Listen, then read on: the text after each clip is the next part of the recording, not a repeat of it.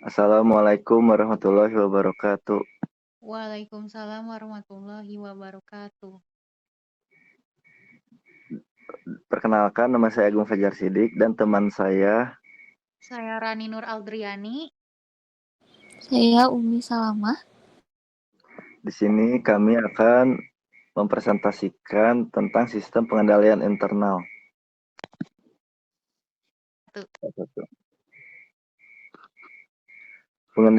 Pengendalian internal adalah rencana organisasi dan metode bisnis yang digunakan untuk menjaga aset, memberikan informasi yang akurat dan andal, mendorong dan memperbaiki efisiensi organisasi, serta mendorong kesesuaian dengan kebijakan yang ditetapkan. Penilaian COSO Commit of Sponsoring Organization mendefinisikan pengendalian internal sebagai proses yang diimplementasikan oleh Dewan Komisaris, pihak manajemen dan mereka yang berada di bawah arahannya untuk memberikan jaminan bahwa tujuan pengendalian dapat dicapai, yaitu mengenai efisiensi dan efektivitas operasional organisasi. Manajemen dan personel lainnya dalam suatu entitas yang dirancang untuk memberikan keyakinan memadai tentang pencapaian tujuan berikut. Yang pertama, keandalan pelaporan keuangan. Yang kedua, menjaga keyakinan dan catatan organisasi. Yang ketiga, kepatuhan terhadap hukum dan peraturan. Yang keempat, efektivitas dan efisiensi operasi. Kemudian selanjutnya, next. Fungsi dan komponen pengendalian internal. Terdapat 3 fungsi. Yang pertama, pengendalian untuk pencegahan prosedur dan kebijakan yang dibuat untuk mencegah timbulnya suatu masalah. Misalnya, adanya pemisahan tugas, pembagian wewenang, dan tanggung jawab mengendalikan akses fisik atas aset, fasilitas, dan informasi.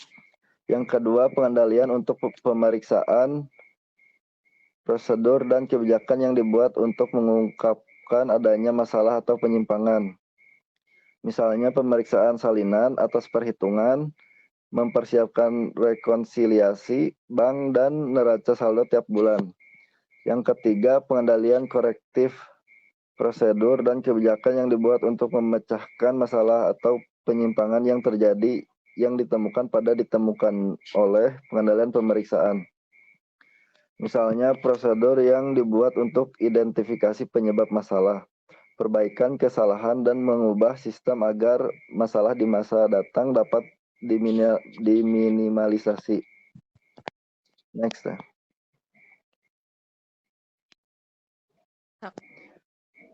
Kemudian batasan pengendalian internal. Di dalam pengendalian internal, menurut COSO yang dikutip oleh Complain 2003, terdapat 2 aktivitas pengendalian yang ditujukan untuk mendorong kehandalan proses informasi, yaitu yang pertama, pengendalian umum. Pengendalian umum adalah sistem pengendalian internal komputer yang berlaku umum meliputi seluruh kegiatan komputerisasi sebuah organisasi secara menyeluruh. Ruang lingkup yang termasuk dalam pengendalian umum adalah yang pertama, pengendalian top manajemen. Dalam lingkup ini termasuk pengendalian manajemen sistem informasi. Yang kedua, pengendalian manajemen pengembangan sistem, termasuk manajemen sistem informasi. Yang ketiga, pengendalian manajemen sumber data. Yang keempat, pengendalian manajemen operasi. Yang kelima, pengendalian manajemen keamanan. Dan yang keenam, pengendalian manajemen jaminan kualitas. Yang kedua, pengendalian khusus atau aplikasi. Pengendalian khusus atau aplikasi adalah kontrol internal komputer yang berlaku khusus untuk aplikasi komputerisasi tertentu pada suatu organisasi. Pengendalian ini terdiri dari 6 pengendalian, yaitu yang pertama, pengendalian batasan. Yang kedua, pengendalian masukan. Yang ketiga, pengendalian proses. Yang keempat, pengendalian keluaran. Yang kelima, pengendalian database. Dan yang terakhir, pengendalian komunikasi. Lalu kemudian selanjutnya akan dibahas oleh Teh Rani. Baik, terima kasih. Selanjutnya, jenis-jenis pengendalian internal dalam sistem informasi. Yang pertama, pengendalian preventif atau preventive controls. Dirancang untuk mencegah terjadinya kesalahan, kecurangan, atau kejadian yang tidak diinginkan sebelum hal tersebut terjadi. Contohnya yaitu membuat kata sandi yang kuat agar tidak ada yang masuk tanpa izin. Lalu memisahkan tugas agar tidak ada satu orang yang bisa melakukan kecurangan. Kemudian memvalidasi data, memastikan data yang masuk benar sejak awal. Yang kedua, pengendalian detektif atau detective controls. Dirancang untuk mendeteksi kesalahan, kecurangan, atau kejadian yang tidak diinginkan setelah hal tersebut terjadi. Contohnya yaitu audit log, mencari tahu siapa yang melakukan kesalahan. Kemudian rekonsiliasinya, membandingkan catatan untuk menemukan perbedaan. Kemudian audit internalnya memeriksa apakah sistem berjalan dengan baik. Yang ketiga, pengendalian korektif atau corrective controls. Dirancang untuk memperbaiki kesalahan, kecurangan, atau kejadian yang tidak diinginkan setelah hal tersebut terdeteksi. Contohnya yaitu membackup data atau mengembalikan data yang hilang. Lalu memperbaiki data yang salah, dan menindak karyawan yang melanggar aturan.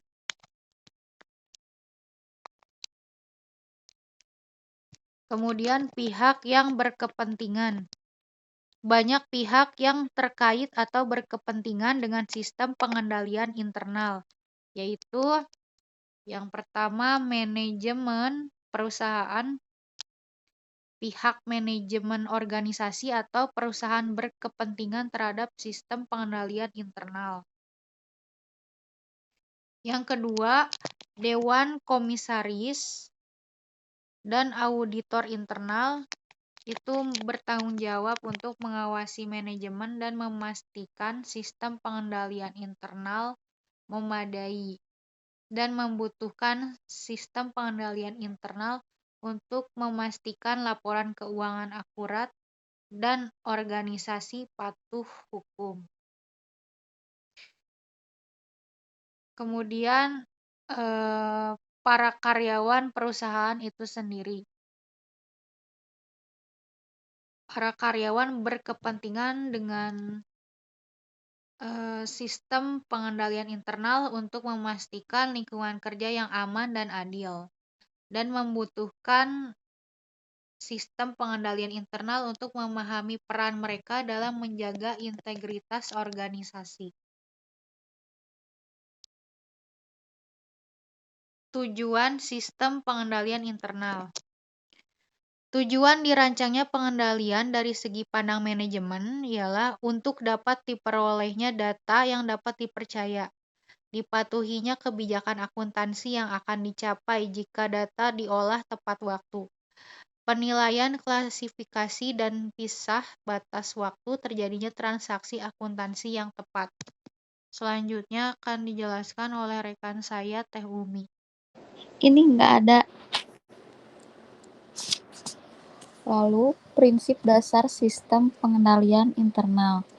Prinsip umum yang harus diperhatikan dalam menerapkan sistem pengendalian internal yaitu pertama, sistem pengendalian internal sebagai proses yang integral dan menyatu dengan instansi atau kegiatan secara terus-menerus. Sistem pengendalian internal akan efektif apabila dibangun ke dalam infrastruktur suatu instansi dengan menjadi bagian dari organisasi yang dikenal dengan istilah built-in. Yang kedua, sistem pengendalian internal dipengaruhi oleh manusia.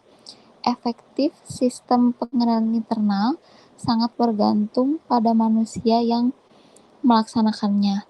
Lalu yang ketiga, Sistem pengendalian internal memberikan keyakinan yang memadai, bukan keyakinan yang mutlak. Ada beberapa prinsip lainnya.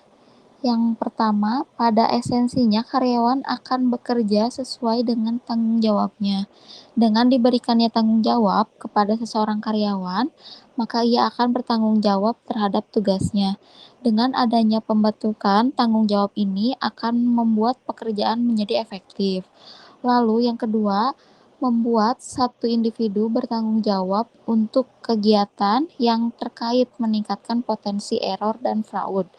Karena mudahnya akses untuk memanipulasi segala hal yang berkaitan dengan otoritas yang dimiliki. Oleh karena itu, adanya pemisahan tugas diharapkan terjadi kontrol atas staf yang satu dengan staf lainnya dalam satu alur kerja. Dengan demikian, apabila seseorang melakukan kesalahan, dapat diantisipasi dengan segera mungkin. Lalu yang ketiga, dengan adanya dokumentasi dalam setiap transaksi, memudahkan untuk tracking semua transaksi yang ada dan menghindari transaksi tercatat 2 kali. Lalu yang keempat, pengendalian secara fisik berhubungan dengan penjagaan aset dan pembatasan keamanan, misalnya penyimpanan aktiva, dokumen, dan lain-lain, serta keamanan password untuk mengendalikan akses. Next.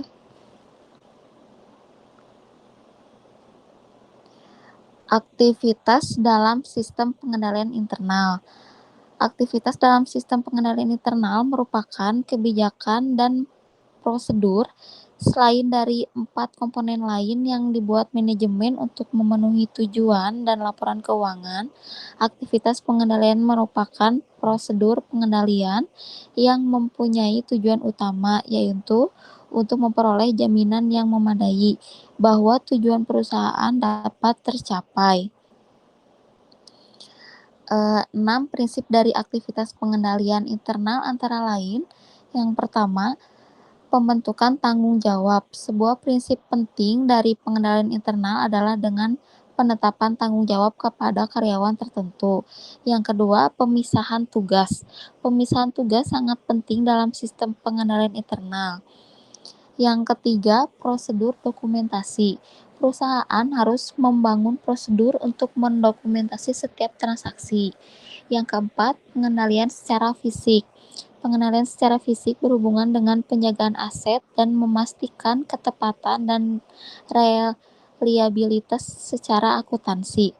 Yang kelima, verifikasi internal yang independen.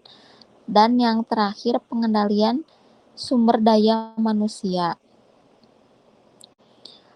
Lalu kesimpulannya, sistem pengendalian internal yang efektif membantu organisasi mencapai tujuannya, meminimalkan resiko, dan mematuhi peraturan yang berlaku. Peran audit sistem informasi, khususnya pada SPI, bertujuan untuk mengevaluasi efektivitas dan kecukupan mengenai pengendalian yang diterapkan. Audit memberikan keyakinan kepada manajemen dan pemangku kepentingan bahwa sistem informasi dikelola dengan baik. Organisasi harus terus beradaptasi dengan perubahan teknologi dan ancaman keamanan cyber yang terus berkembang.